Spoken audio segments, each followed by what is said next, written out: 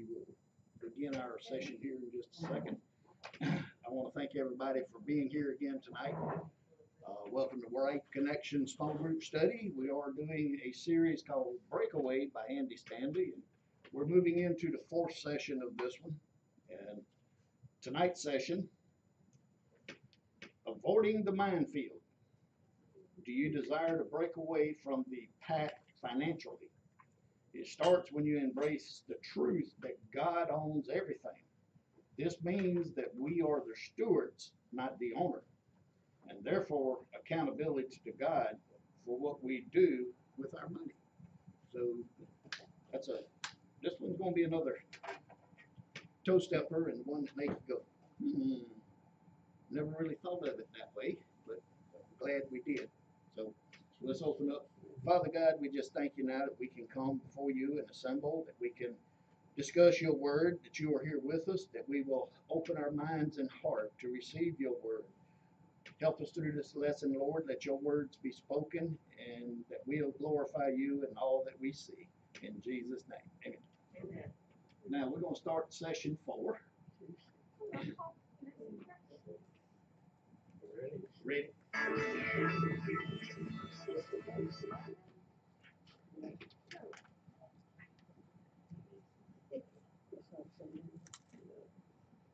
want to give you the big, broad mother of all truths as it relates to your money. And before you get up to go, let me comfort you with this thought. The application of today's message has nothing to do with giving at all. This isn't about giving. In fact, if you will listen and you're willing to embrace this big, giant thought about money, you'll actually have more money, not less money. Because here's what I know about you. Every decision you make financially, every decision I make financially flows from something I believe about money. The decisions you've made financially are an overflow of what you believe about debt, about investing, about spending, about saving, about purchasing. The decisions you've made about your children in terms of giving them allowance and how your children handle money, they flow from what your deeply held beliefs about money. But here's the mystery. Here's something interesting. If I were to ask you, tell me about your financial decisions, that's easy. You can just open up your checkbook and say, here's my financial decisions. You can go to Quicken and say, there's my financial decisions. Here's my Visa statement. There's my financial decisions. It's easy. But what if I ask you this question? What are your deeply held beliefs about money? I should have more. Does that count? My wife spends too much. I don't have belief, No, think about this. It's easy to discover our decisions. And you know what else you know? You know the outcomes of all your financial decisions. But what are your deeply held beliefs about money? You don't know. I mean, you can't rattle them off. Well, I have 3. Now, if I gave you some time to think about it and sat down and you talked to the people that watch you spend your money, you could probably unearth some of these. But here's what you need to know. Your financial decisions are an overflow of your beliefs about money and debt and investing and saving and where it's coming from and how quick it goes and how scarce it is and what's going to happen. I mean, you have some deeply held beliefs about money. Your parents taught them to you. You picked them up from culture. You've got them. But if you don't know what they are, here's the deal. The reason you have a difficult time changing and altering and adjusting this is because you keep making the same kinds of these because you don't know what this is. That makes sense? See, if you want to change your financial outcome, it's not just about redeciding and undeciding. You got to think differently about money. And here's the deal. The Bible is full of insight about money. And I could list a whole bunch of them, but I just want to give you the big one today. And you don't need to be afraid of this. In fact, when I tell you what it is, maybe your heart will sink, or hey, what time is it? Or hey, those other 2 were good. 2 out of 3 ain't bad. Or I don't know what your response is going to be. But if your first concern is it's fear, oh no, what am I going to have to do different? You can just relax. Let me just say this: the wealthiest people I know, they're all over this. In fact, again, I'll say it again: if you embrace this, you'll have more money. You will not have less. You'll have more money. Now, I don't want to just tell you. I want to kind of lead you to it through the scriptures. So if you have your Bible, I want you to turn to the Old Testament, to the book of 1 Chronicles. Maybe tricky to find. There's 1 and 2 Samuel, 1 and 2 Kings, 1st, 2nd Chronicles. This is in 1 Chronicles chapter 29. If you brought your Bibles, you really need to find this because I want you to go back and read this whole story. I'm just going to hop, skip, and jump through the story for you. 1 Chronicles chapter 29. And let me tell you what's going on here. This is cool. A long time ago in Israel, they had a king named Saul. He turned out to be a bad king. God said, "You're out of here." David became the king. Not that David and Goliath. You heard that story. And back in those days, the Jewish people believed that God dwelt in this tent they called the tabernacle, and specifically he dwelt in the box where they kept the Ten Commandments, called the Ark of the Covenant. And so when they established the nation of Israel, they built the city of Jerusalem, they built a palace for the king, and everybody built homes, and it was a big city. They just set the tent out there across this valley, and they put the Ark of the Covenant in there, and the priest would go in there and make sure it's clean, and people would go there to worship and sacrifice. But essentially, God lived in a tent while everybody else lived in a house. So one day, King David is looking out the window in his fine palace, and he thinks to himself, "Man, I got like the best house, and God's still living in a tent." Now, they knew God didn't really live there, but that was sort of the center of the universe for them, wherever the tabernacle was and wherever the Ark of the Covenant was. So David gets this bright idea. You know what? All the surrounding nations, they've got big temples to their God. Our God's in a tent. That's a little bit embarrassing. Show me the temple where your God dwells. Well, he's in a tent. He camps. He's like the camp God, And so David decided he was going to build a temple to put the Ark of the Covenant in. Away with this tent. Let's build our God a temple. We have a great God. So he gets an architect or some architects. He says, "I want you to design the most spectacular temple in the world because we have the greatest God. We have the one true living God." And then David realized this was going to cost a lot of money, so he designed a capital campaign. And he called it "Dare You Not to Move," because now we're not going to move God around anymore. He's going to stay. Just kidding. Because one time some people stole God from Israel. That was an interesting. The Philistines came and stole the Ark of the Covenant. You read that on your own. But anyway, so they're going to build a permanent structure for the Ark of the Covenant because that was sort of the center of the universe for them. God dwelt there. So David decides, he's got the architects working, he's going to launch a capital campaign, raise all this money to build a temple, and then God speaks to David. God says, "David, you can't build my temple." It's like, why? God says, "Because David, you have blood on your hands. You're a guilty man. And you're my man, and you've got a heart for me, but you're a warrior king, and I don't want the warrior king to build my temple. I'll let your son Solomon build the temple." And instead of being disgusted and upset, David said, "No problem. I'm going to spend the rest of my life preparing for the construction of this temple. Even though I'll never see it, I'm going to do everything I can so that when Solomon is of age and takes over the kingdom, he'll be ready to go." And sure enough, Solomon built this incredible temple. But David got the architects working, and David raised the money.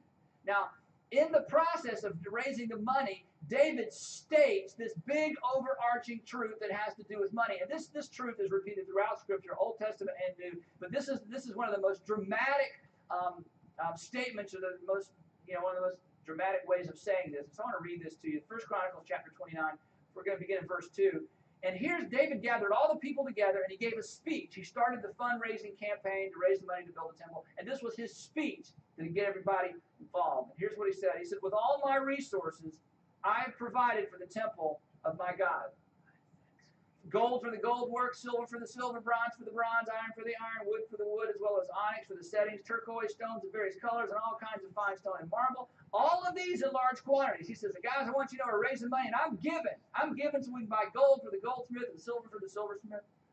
Verse 3, "Besides, in my devotion to the temple of my God, I now give my personal treasures," and everybody went, "I'll tell you why in a second, "of gold and silver for the temple of my God, over and above everything I have provided for this holy temple." He said, "Now I've already reached into my big pile of gold and silver that I have as king, but not only am I going to give most of that, I'm going over to my personal assets. This is my retirement account. This is, when Solomon takes over and I'm no longer around, I'm dipping into principal. I'm going to give extraordinarily generously to this temple because I'm telling you guys," he's saying, this is a big deal." And then he asked this question, middle of verse 5. "Now," he says, "who is willing to consecrate himself to the Lord today?" In other words, he's saying, who wants to join me? He's saying, here's what I'm going to do. I want you to join me in building this temple. Verse 6. "Then the leaders of families, the officers of the tribes of Israel, the commanders of thousands and commanders of hundreds, and the officials in charge of the king's work gave willingly." So all these people said, "Oh, we want to build the temple. Let's get God out of the tent. Let's get him in a permanent location." So they all began to to give generously. And David was so excited about this that people were getting on board with this. And then he began to pray out loud. Here's the prayer. Listen to this. David praised the Lord in the presence of the whole assembly. And he said, Praise be to you, O Lord, God of our father Israel, from everlasting to everlasting. Listen to this. Yours, he's about to give us a big clue here. Yours, O Lord, is the greatness and the power and the glory and the majesty and the splendor. Look at this next line. For everything in heaven and earth is yours. What? Yeah. Everything. In other words, what are we looking like? We're being so generous here. I'm reaching down into my principal, my personal account. But here's the big news flash. Everything is already yours. Yours, O Lord, is the kingdom. You are exalted as head over all. Check this out, verse 12. Wealth and honor come from you. In other words, anything I have in terms of honor, anything I have in terms of wealth, it came from you because you own it all. And you, this is the king speaking, and you, not me, David would say, you are the ruler of all things. In your hands are strength and power to exalt and give strength to all. In other words, David says, you own it all, and then you decide who gets it. You own it all, and then you distribute it as you see fit. Verse 13, now our God, we give you thanks and praise your glorious name, and this is awesome. But who am I? And who are my people that we should be able to give as generously as this? I mean, what a privilege to give generously. Like, you've loaded us up so we can load you up. I mean, wow, you have chosen us to be conduits for this great work. Look at this. Everything comes from you, and we have given you only what comes from your hand. In other words, and you know what? None of us should be surprised. It all came from you because you own it all. It's just passing through us back to you because it all belongs to you. We're simply conduits. We're simply managers. And how amazing to think you have entrusted me, David would say, and you would have entrusted these people with such incredible wealth that we get to be chosen by you to build you a temple. I mean, you could have chosen anybody to pass this money through. You could have loaded anybody up with wealth. But to think that we get to give in a substantial way to something as wonderful as your temple. Oh, God, this is unbelievable. And the reason he was excited is because he understood what we oftentimes forget. Right? God owns it all. Would you just say that with me, whether you believe it or not? Just pretend. Okay, ready? God owns it all. One more time. God owns it all. God owns it all. And guess what? He has distributed to you and to me as he sees fit, and he does not distribute equally. Now, you don't need to get all nervous. Oh, no, God owns it all, so therefore I'm going to have to give it all. No. You have to give it all away. Then that's irresponsible. If you give all your money away and want to come live with me, I'm saying go get some of your money back. I don't want you to live with me. Okay? This isn't, the point of the lesson isn't irresponsibility. David, who said this, lived in a palace. Okay? These people were able to give generously because they were wealthy, because God said, I'm going to dump a bunch on you. But don't forget, it belongs to me. Now, before we freak out and get all nervous, this isn't a new concept for us. Okay, let me tell you when you first learned this whole idea that everything belongs to God, it doesn't belong to you, even though you get to use it. How many of you had your own room as a child? When you were a kid, you had your own room. Yeah, I had my own room. How many of you put a sticker on your door that had your name on it? Come on. Andy's room. How many put a poster on there? At some point in childhood, you put my room. How many of you ever put a stay out sign on your room? Yeah, that's my room. Stay out of my room. You had your room. Your parents would say, go to your room. Or you'd say, Mom, I'm up in my room. Or she keeps coming in my room. Or why are they in my room? And why at Christmas time do the parent, grandma and granddad stay in my room? Because this is my room because I have a room. My room. Andy's room. But why is it my parents could go in my room anytime they wanted and mess with my stuff? Why is it they would make me go in my room and clean up my room? See, if it's my room, you shouldn't be able to make me clean up my room, but they're always sending me in my room to clean up my stuff in my room, and I always did it. You know why? Because it wasn't my room. And it wasn't your room. You just managed that room. And when you didn't manage your room well, your parents said, you need to manage a little better. Okay, get under the bed and get the stuff out, hang it up, clean that up, and grandma's going to stay in your room because you're going to stay in your sister's room. It's not her room either. So you go down there in her room, it's not her room, and they're going to stay in your room, it's not your room. But I felt like it was my room, right? It wasn't your room. Same thing. Because this is my stuff. I go, no, that's not your stuff. As an adult, we've learned to see every year. Fulton County reminds me, that's not your land. It's not your land. You're paying us for the privilege of taking care of our land. That's not your property. You think it's your property? Quit paying your property tax and see whose property it becomes. It's not your property. You don't own anything. And yet we know that in every realm of life. And yet when it comes to this God owns it all thing, we're like, whoa, this isn't new. See, if there's anybody who can legally take what you think is yours, then clearly you don't own it. Did you know that legally there's a system in place that if you do certain things, everything you have can be confiscated? Everything. I mean, even in this world, when we think about it, you don't own anything.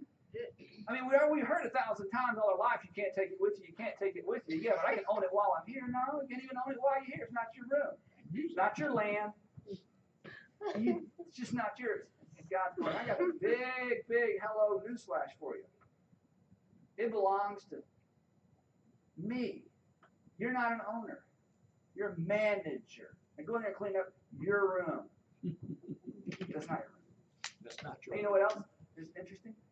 Not only does everything belong to God, but the verse says everything's distributed by God. He says power and wealth are given by me. I determine who gets what. And that's why we all have different stuff. It's not just because some people work harder and some people are smarter. I mean, come on. You've met some very wealthy people that are dumb, haven't you? And you're going, how do they get all that money? I mean, they hardly get out of the car straight. And they're like, look, there's all that wealth, you know. Here I am, I got 3 degrees and majored and stuff, and I'm, broke. And they're dumb. And they got all the, how is it? God goes, because I give some people high IQ, give some people a lot of money, got people a lot of business sense. You got no business sense. You married somebody with business sense. I gave you good looks, and you didn't get good looks. And, it's not even. It's not fair. God's not fair. He doesn't even pretend to be fair. He distributes gifts and goodness and blessings as he sees fit. And you cannot like that, but it's just a reality. Now, let me tell you why this is so important. Okay, this is huge, all right? Listen. When you get your arms around this truth and you decide I'm not going to be afraid of it anymore, I'm just going to embrace it and live this way, you know what? When you realize that you're just a manager and not an owner, you will quit feeling guilty for all that you have. The reason you feel guilty for having so much is because you think it's yours. Money managers never feel guilty about the money they're managing. If you're a financial, you invest money for people, or you're a financial planner, or you're a stockbroker, you've never gone home and said, honey, I feel so guilty. I am managing so much money. It's just, I feel terrible. No, you don't feel guilty because it's not yours. See, when you're a manager, you don't feel guilty, you feel responsible. And as long as you ever have twinges of guilt for all you've been blessed with, it's because you think it's yours. But when you begin to understand, God has chosen to bless me the way He's blessed me. He's chosen to have lots of income or a little bit of income come through my hands at this particular time. When you begin to realize you're a manager and not an owner, you'll never feel guilty. You'll just feel responsible. You'll be like David and the people of Israel going, wow, I can't believe God would be so gracious as to give me the opportunity to manage this much money. I don't feel guilty. I feel responsible. I feel blessed because it's not mine. And then look at these, give her 1 handful, gave me 2 handfuls, gave somebody else a bucket load, and somebody else a truckload, and somebody else a fleet of truckloads. And I mean, it's all different. But guess what? The person with a little, the person with a lot, everybody's a manager and a steward. And I'm telling you, when you quit being afraid of this truth and you wholeheartedly embrace it, here's what happens. When it becomes your deeply held belief about money, you make different kinds of decisions. You become more responsible. And when you become more responsible with your money, guess what? You have more. Let's just do a quick survey. How many of you like my hands up? How many would like to have more? Yeah. How many like to have 2 hands? A lot more. Well, no, just kidding. Okay. Here's the deal. See, the more responsible you handle your money, the more you have. And you know what? The way to become more responsible is when you realize it isn't even mine. I'm managing somebody else's money. See, when you sit down with a financial planner, or if you're a financial planner, one of the first questions you ask a client, or one of the first questions your financial planner asks you when you have one, or when you sit down with one, the first question is, what are your goals? Yeah. In other words, if you're going to let me manage your money, what are your goals? I'm going to manage your money with your goals in mind. A financial planner never says, thanks for the money. Let me tell you my goals for your money. It's a whoa, whoa, whoa, whoa. I'm not concerned about your goals. I want you to find out my goals because you're managing my money. If you sit down with a financial planner, he said, I'm so glad you're going to deposit your money with us because my wife really needs a new car. He said, gotta go, Joe, because I don't want you managing my money with your goals. Because a manager manages somebody else's money with their goals in mind. They are more responsible with somebody else's money than they are with their own. You embrace this principle, you will have more because you will be more responsible. See how that works?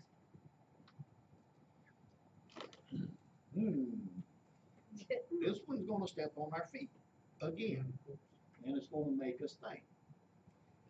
When he was talking about all the folks that joined in with David, when he said, I'm going to build this temple.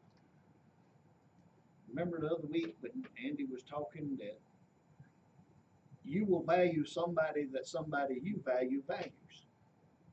I wonder how all the guards felt when David was valuing the Lord so much.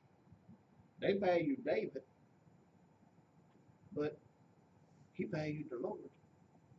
And you look how they valued him because he valued him, so they valued somebody that he valued that valued him. You reckon they all kicked in the bucket together because of that? That they valued the Lord also? And everybody just chipped in and got a big bucket of cash going to build the temple. Even though we're not going to build it right now, we're preparing for it. If you know the tires are going to wear out on your car, do you wait till they wore out before you go find the money to put a new set on? Sometimes, but you see this coming, and you want to be prepared for it. So he seen it coming. He wanted to do it. You guys, no, not yet. It's not the time. It's not your place. You're not the one to do it.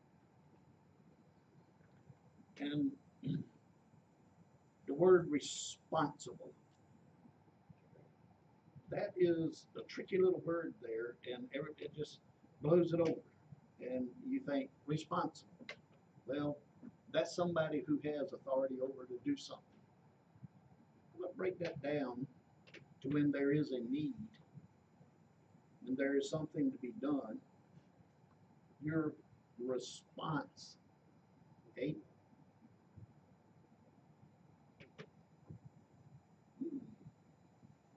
You got to have the ability to do something. You will be response able. You might not be responsible, but you can be response able. All right, everybody got your feet up? I don't want to step on nobody. Yeah, Mike's right there. It's good. It's good. This one's going to get you now. There's several in here that's going to snap like a rubber band on the back of your head. What deeply held convictions about money were you raised to believe? What have been the outcomes of these beliefs? I was raised to believe that you can have anything you want to work for.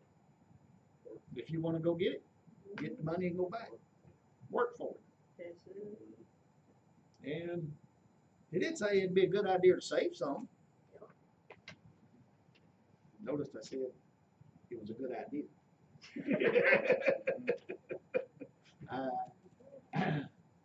The outcomes of those beliefs, spend what you get, enjoy what you have, and try to make more. Anybody been in that boat? What deeply held convictions about money were you raised to believe? Anybody? Throw something at me.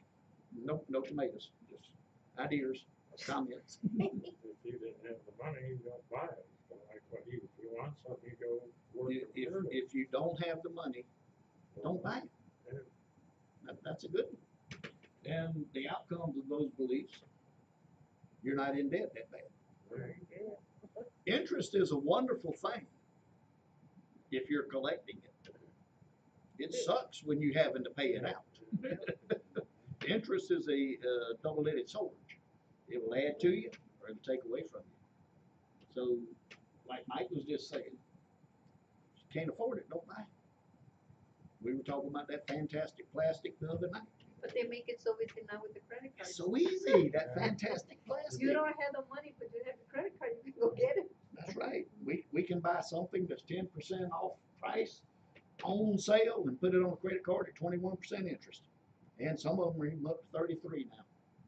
So you really save some money. But what will the outcomes of those beliefs be? You'll create a monster you can't feed very quickly. A lot of folks don't have no deeply held convictions about money. A lot of them don't understand where it actually comes from. What do they call it? The millennial or the newer generation that they're having difficulty figuring this out. That you have to work for what you want. That's a concept that's not being taught anymore. Mom and dad will take care of everything. Or the government. Yeah, yeah, all of them think money goes on trees. I had a money tree one time. It died. Yeah, I bet. Mine sprouted about this big and fell off. It sprouted up and gave me a dime and wilted and died. You know, I've not seen another one yet. But there are folks that sell money tree seeds. Yeah. They make a pretty good living. And you'd be surprised the people that'll buy it.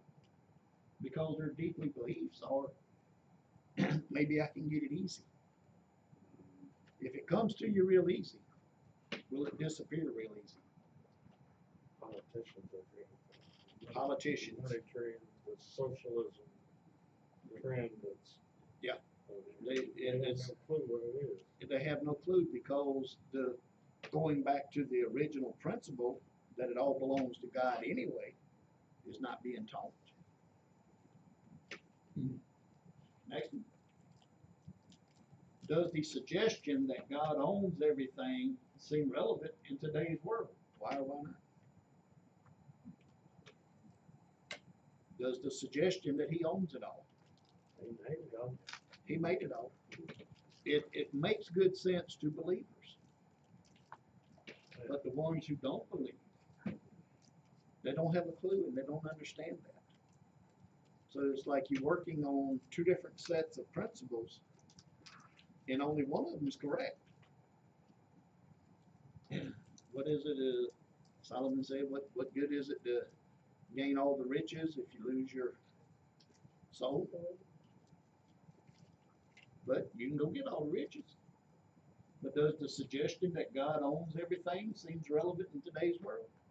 I don't think it does. You can look at, like you said, the credit cards, all the applications. If you're not getting at least 7 to 10 new credit card applications a month, you almost non-existence. It makes good starter paper. You know? Everybody want to keep warm. You got a place to make a firewall. You can do that. A good way to stop that is take all that paperwork and whatever else you want, put it in the post-paid envelope, and send it back to them. That's a good idea. Yes, sir. Well, I keep getting these things coming in the mail. It says up in the South you get a free credit card. Yeah. Free credit What I card. do with it, the best thing is put in the shredder. Don't throw it away because somebody else will find that application, change the address, and have it come back to them. So you don't want to do that. So, but the suggestion that God owns it, are people getting that clue? It's being missed. Ask them where does it come from? He don't know where it come from. Where did it come from? It belonged to God. Where did he get it? See what kind of name, Yep, he made it. And ever could ever. if he made it and gave it, can he take it away? Mhm. Says, "My God, we trust him." It does. And that's the only true real money when it says in God we trust. You look on the back of some of them, it says legal tender. Yep. And they've taken that off. And it's sad. But in God, I trust. That's it. And, but the suggestion that he owns everything, is it relevant in today's world? It's being lost. It's not being taught. And that's sad. His word's not being taught. I value him. Somebody that values me will pick up the note and value him too, because I value him. Joe has spread that gospel around countless times because you value God, and it shows. And when you show that you value him, somebody that values you will value him also. So, but it's not being taught. But yes, he does own everything. Next. What emotions do you feel upon hearing the suggestion that God owns everything? Relief or dread? What does that tell you about your view of God? What does it stir up when you hear the suggestion that he owns everything? I'm just glad he's preaching us enough to do it. Is do what? I'm glad that he preached, wheezing us enough to let us do it. That he has the love and foresight to Right. allow us to use it and to hand it out. Mike got dished out good looks. I didn't. And that shows that, he gives things to different people. And he does. He gives us each what he wants us to have. But does it bring you relief or dread? Brings me relief. Because I don't have to wonder about where it comes from. Mhm. If he owns it all Mhm. and everything belongs to God, I don't have to worry about why I got it. No, but we have to be good stewards of what he gives us. You have to be good stewards of everything that he gives you. You have to be willing to use it, That's that responsibility again. to be response able. Yep, that's the good word. You have to be good stewards about it. And that gives me relief also. We got a lot of stuff in our house, Linda and I. There's two of us that live there. And if you would come over and look at the size of pots and pans that we have, how many of y'all have 5 and 10 gallon pots? Mike has a 5. Do peanuts in it, don't you? They Yeah. make soup. Soups and stuff. We have, y'all seen the grill that I have? It's a large grill. I can fit on the cooking surface and lay that. I actually have been on the cooking surface, laid in there and worked on the top to cut the vents in with the lid closed. So But- when they say you're barbecued, you really are. Yeah, I'm chewed. But God has given us a lot of stuff that I use and Linda and I use to benefit a lot of other people. We go out and we cook at places. We cook here. We have gatherings. And you need a lot of stuff if you're going to feed around 50, 60 people. You can't do that in a regular little, 3-quart cooker. And I'm proud of it, that he gave us the ability to have this so we can help others with it and enjoy it with others. So it gives me relief to know that he owns it all. What does it tell you about your view of God? Faith. Yes, sir. God's always there watching all over us. Yes, you're never alone. Yep. Even when you're in the shower, even when you're asleep, you're never alone.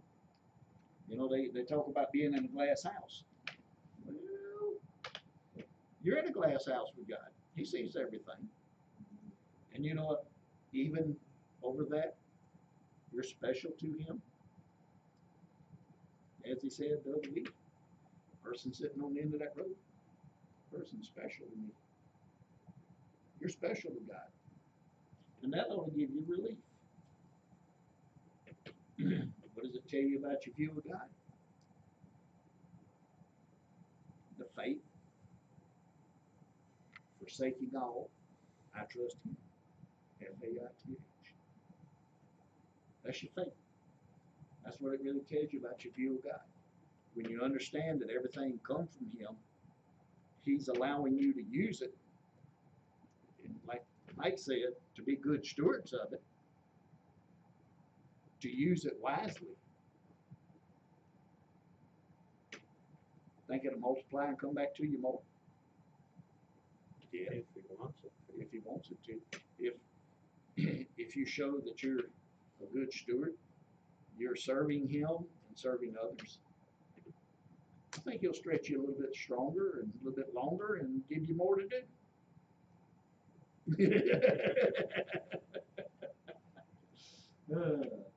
Next one. Okay. This one's going to make you think a little bit. How do you feel about the truth that everything is distributed by God? How does this truth change your perspective about your possessions? I'm glad. What? I'm glad, because I think he knows more on how to deal with this. Feel about the truth that everything is distributed by God. Has anybody ever borrowed a tool, a lawnmower, or something from your neighbor? Did you take better care of it than you did your own item that you needed? Yeah, of course, Why? because it's the neighbors. It's not yours. It's not mine. You don't want to be. So why did you take better care of something that's not yours that you're using? Because you knew that what we if it had breaks? to. What am I gonna tell my neighbor? It broke, I gotta buy a new one? That actually happened. Yeah. I borrowed a pressure washer from the thing, and I broke it, and I called the manufacturer up trying to fix it, and he said, you know how many calls I get like this? Somebody borrowed a pressure washer. And it's And the it fun broke it? thing is it's broken and the parts are no longer available and it's non-repairable. So what do? Buy him another one. That's Buy it. him a new one. I buy two. That way I won't have to borrow his again and I have one. Right. So, but when you think that everything is distributed by God, There's a thing in that first question that says that everything is distributed by God. When I was younger, I used to think, why does God give so much to some people and nothing to others? I mean, He distributed everything, but it looks like everything is not distributed It ain't. equally. you just heard Andy say Yeah. it's not distributed equally It's not equally, right? because He knows what you can handle. Some people have more and some people have less. Yep. And He knows what you can handle. He knows what they can handle. He's not going to put more on you than you can handle. And as you prove yourself handling what He's given you, He'll give you more. They'll give them more. But everything's distributed by God. Would you take better care of it if you really could get that thought there? Your life is distributed by God. Every breath you take, that's distributed by God. Every job you have, every personal relationship that you have, the vehicles, the cars, the bicycles for transportation for those who didn't have cars, until you got a car, until you lost your car, lost your license, the moped, you know. You know, but everything is distributed by God. And in getting that, just like borrowing your neighbor's pressure washer, the lawnmower, mixer, whatever, you will take special care to ensure nothing happens to it. We had a wonderful gentleman, we did a cake for him, well, they dropped a cake taker, and it shattered. And we told him, don't worry about it, it wasn't nothing. And they replaced it with a better one. So we cooked them a better cake and gave them the cake back in it. Because they didn't have to replace it, but they did. He took care of it, but it's an accident. Things will happen. And it's what you do that really speaks volume about who you are and what you have. So he was being a good steward. He was being a good steward. And we was being a good steward in return. But that's when you can get that concept that everything is distributed by God because it belonged to Him. He let you use it. And you're going to do the best you can to take care of it because it's your neighbors. Remember the story of the axe that broke in? They was doing the building and he broke the axe and it fell into water and he had no way of finding it. He had no income to pay the debt. How did he get it back? No, Moses goes out there with his stick. And the iron head floated. Because it was distributed by God, it was being used for God's work. The man was doing God's work. And because Moses is the servant of God, floats the axe head up out of the river. Takes it, new handle, keeps on working. And tells him, hey, I broke the handle, I gave you a better one, I'm sorry. No, do I have any other debt? It was distributed by God to start with. And that is a concept there that I think many people have really, I've even missed it. But to consider, it's His. He's letting you use it. My neighbor borrowed something. Was sickened that it broke. I don't care. Did you get your job done? Well, yeah, but I got to replace your tool. No, you don't. Yep. And he was literally physically ill because it broke. And I told him, it ain't that much to worry about. He said, well, I can't return it on time. I've got to go get you another one. Don't worry about it. It's not one that I use that often. It was a pair of electric shears. Horrible freight, you know. It's one of them little cheap throwaway things. But it bothered him the fact that it wasn't his. He broke it and couldn't return it to me. And he was physically ill over that. He said, I can order parts and fix it, or I'll just buy you a new one. I said, whenever you get around to it, that's fine. I'm not worried about it. But he was. Wouldn't it be nice if we could have that same mindset of everything that we got and understand that God gave it to us? It's His. He let us use it. It's His, out of His toy box, and we're going to play with it. Mm-hmm. How many kids do you know of would throw a fit you got in their toy box and started playing with their stuff? Cut the hair on the Barbie dolls.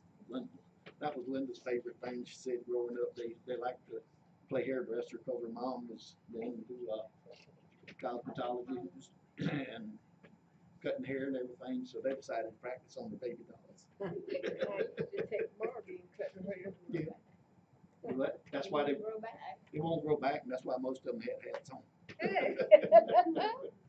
But it does change your perspective of how you view God and everything that you got. What would be the biggest difference in your life if you were to view yourself as a manager of God's money instead of an owner? Probably do a better job. Do a better job. Yeah. You wouldn't be using the fantastic plan. Greatly diminish if they had that concept right there. Should I be spending God's money on that?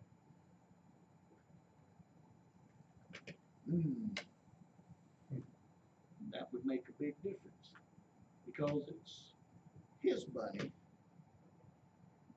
I'm not the owner. It's not my money. Should I actually be spending it to do the wrong things like that? That would be a tough one. I think the drug use, the alcohol use, broken families, I think it would greatly decline. Even during law enforcement days, I have never run a domestic problem where they was arguing about having too much money. Never. You can watch cops, live PD, all of that.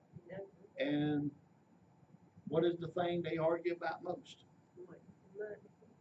And not having what? Enough to buy the things that they need or want. Never have I ever been to a call where we just got too much money and don't know where to spend it, and they arguing about it.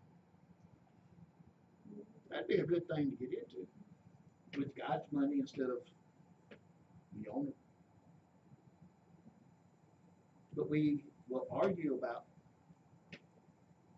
what we don't have instead of looking at what we do have and realizing where it comes from, and that we are responsible for it. We say where it can go. We have free will. God don't make mistakes, but one of the greatest things he did was give us free will. But one of the worst things he did was gave us free will. It works both ways. We're free to do what we want to do. We're free to do what he wants us to do. But too many times we'll choose to do what we want to do instead of paying a little bit extra attention. And that is a tough one right there. What would be the biggest difference in your life if you were to view yourselves as the manager of God's money instead of the owner? I'm to use it for his benefit. The financial planners and the ones who handle the investments for you, they have an underlying goal also of the better they produce for you, the more money they make also. So they want to look at it as a manager side of it, even though they're not the owner, but they have the hidden agenda of that fun little thing called interest. They get the profit share off of your hard-earned livings and what they do with it, which is a good thing too, because most of them are true and honest, and they can manage it for you. But now, if they were managing it in the wrong way, would you keep them? Would you keep allowing them to manage your money? What would you do with it?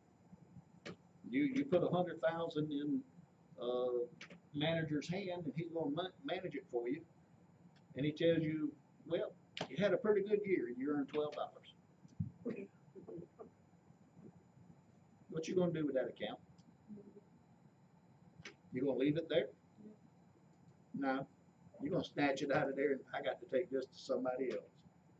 What would happen if God done that to us? Seeing the way we manage in his resources, you in deep trouble now. And he snatches it back. And it don't look right. Andy summed it up there, because you look at some, they're dumb as a rock.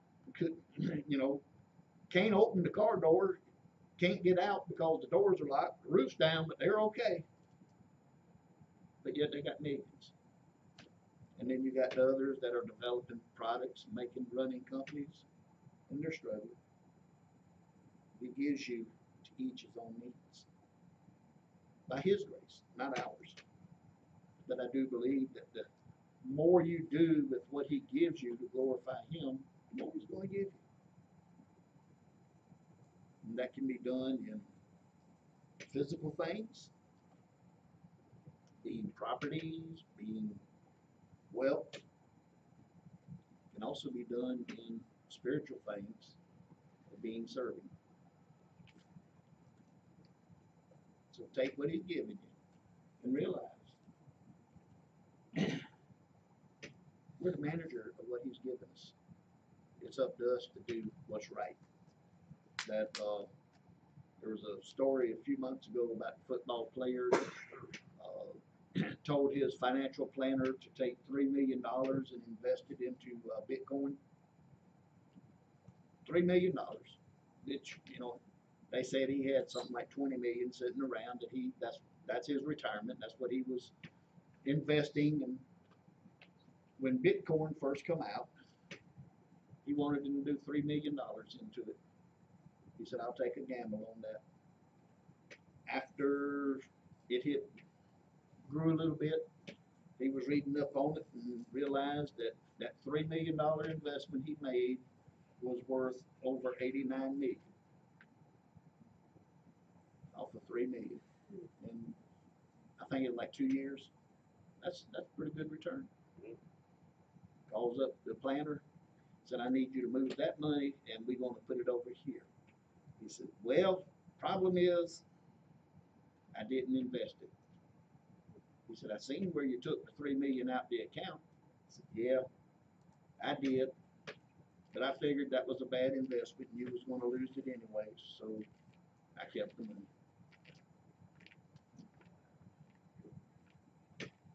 $92 million cost that player because the accountant took 3 and he missed out on the investment of 89. Not a good steward. He had 17 million left. No, he had about another 20. Yeah, Poor guy. poor guy. But you know, hey, what are you going to do with your investments? What are you going to do with what God has given you? And then, like I said, that can be physical. It can be everything right here in the real world or in your spiritual life. God gave it to you. It belongs to Him. Or are you going to invest it and make it grow? Are you going to be a manager of it instead of an owner? Told you that's when we get you. It's a different way of looking at it, and I've missed the boat several times on this whole message to find out what response able should be. To find out that yes, you'll take better care of your neighbor's property than you will your own, even though they gave it to you and let you use it. We have to get back to the mindset to know that yes, this is only temporary. Everything that we have is not ours. I've said it before, you have never seen a trailer hitch or a luggage rack on a hearse. You ain't gonna take it with you. You know why you ain't gonna take it with you? It ain't yours. Plain and simple. It ain't no room there. It ain't yours. But you can leave it and bless others. But that's what we got to get our mindset back. Value those around you that you value, that they value, that he values. And to know that he's sitting there. You're special to me. You're special. You're special. You're special. You're special. You're special. You're special. You're special. You're special. Every one of us. He's saying. He's calling up your neighbor. Hey, right there. He's funny. I love him. He's special to me. Joe there. She's special to me. Lisa. Brenda. Maggie. Jessica. Linda. Alan. Scott. His family. Your family. All of you. God said, that's my family. They're special to me. And if you're special to him, and he's given you all this to use, make him special to us and let's bless him with it. This is a pretty good study. Like I said, it's Breakaway by Andy Stanley, purchased from North Point Resources.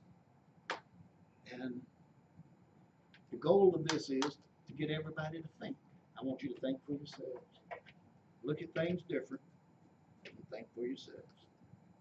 And if we can do that, God's working on you. And then whatever you're thinking, back it up in the Word of God. Because